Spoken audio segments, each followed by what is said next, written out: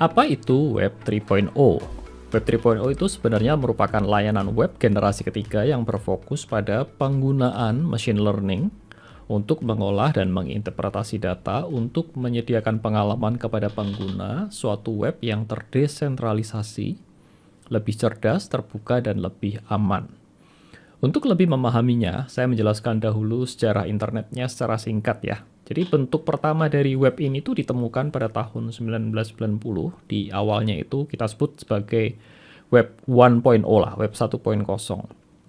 Dan saat itu, usernya itu hanya bisa searching dan browsing informasi di web, tetapi tidak dapat mengunggah data apapun. Jadi sifatnya itu hanya satu arah saja.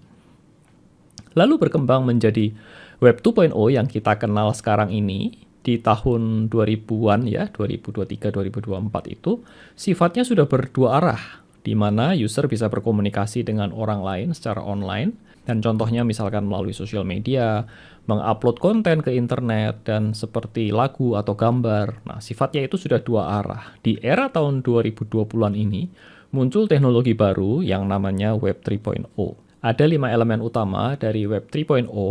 Yang pertama disebut sebagai No Centralized Authority.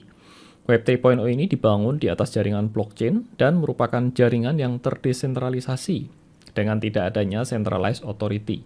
Ini adalah poin yang paling penting yang membedakan Web 3.0 itu dengan web yang ada sekarang ini. Selama ini kalau Anda mengakses internet secara langsung, itu kita tidak secara sadar itu melalui pihak ketiga loh. Contohnya seperti Google atau Apple. Dan informasi pribadi atau identitas Anda itu dapat diakses oleh pihak-pihak ini.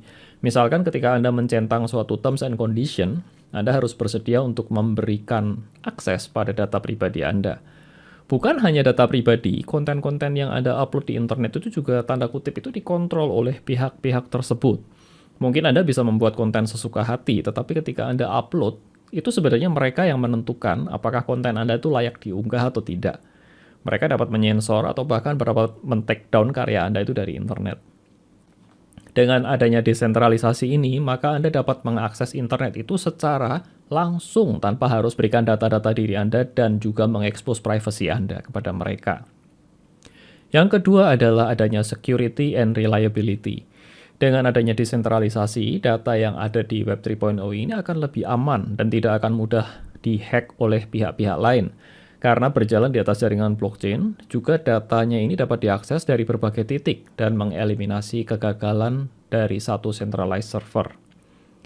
Yang ketiga adalah adanya namanya tuh semantic web. Semantik sendiri itu memiliki arti harafiah itu suatu studi, suatu kata atau frase dalam bahasa yang dimiliki dan memiliki perbedaan arti. Nah, semantic web ini mengintegrasikan machine learning ke dalamnya sehingga menjadikan komputer itu intinya itu lebih intelijen begitu. Contohnya ya, suatu kata misalkan pintar, cerdas, cemerlang, jenius, super atau encer itu sama-sama memiliki arti pintar begitu ya, tetapi memiliki penekanan yang berbeda-beda.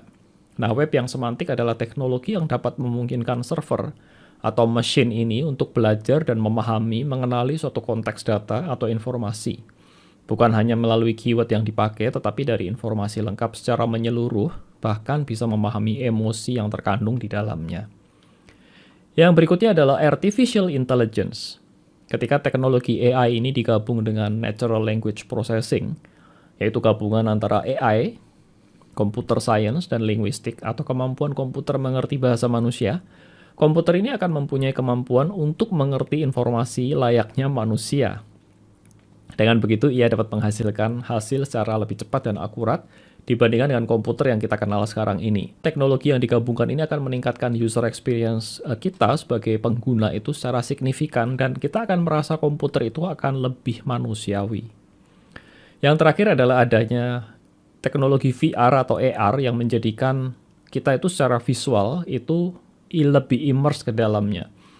Web akan beralih dari 2D menjadi 3D graphics. Jadi kalau selama ini website yang Anda kunjungi itu semuanya bersifat 2D, dan Web 3.0 akan menggunakan desain 3D yang memungkinkan lebih banyak interaksi dengan pengguna. Contohnya seperti pada games, pada museum virtual, pada e-commerce, atau yang lain-lain itu akan menggunakan grafik 3D. Dan VR atau AR ini akan diharapkan dapat digunakan dalam Web 3.0 ini yang akan mengintegrasikan atau membuat kepengalaman itu lebih immerse secara visual. Ini akan mengaburkan batasan-batasan antara dunia nyata dan dunia digital. Ini terdengar mirip dengan metaverse ya. Memang Web 3.0 saat ini tuh masih dalam tahap awal pengembangannya, dan bersama dengan NFT dan Metaverse, sebenarnya ini masih meraba-raba ke depan ini akan menjadi seperti apa. Nah, menurut Anda sendiri bagaimana? Apakah Web 3.0 ini di masa depan akan menjadi mainstream atau tidak? Silahkan komen di bawah ya. Demikian teman-teman video saya kali ini, dan saya berharap video ini dapat bermanfaat, juga dapat menambah pengetahuan kalian tentang Web 3.0.